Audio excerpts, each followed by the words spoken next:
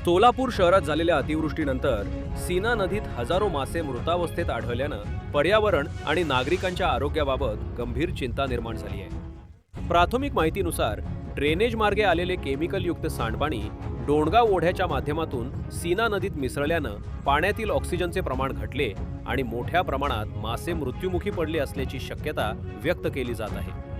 नदीपात्रात सर्वत्र मृत मासे तरंगताना दिसत असून डोणगाव व परिसरात तीव्र दुर्गंधी पसरली आहे। त्यामुळे नागरिकांना मळमळ, डोकेदुखी आणि श्वसनाचा त्रास जाणवत असल्याच्या तक्रारी समोर येत आहेत। या घटनेमुळे शेतकरी आणि मच्छीमार बांधवांमध्ये संतापाचे वातावरण आहे। स्थानिकांनी तातडीनं मृत माशांची विल्हेवाट लावण्याची, नदीच्या पाण्याची तपासणी करण्याची आणि प्रदूषणास जबाबदार असलेल्यांवर कठोर कारवाई करण्याची मागणी केली आहे।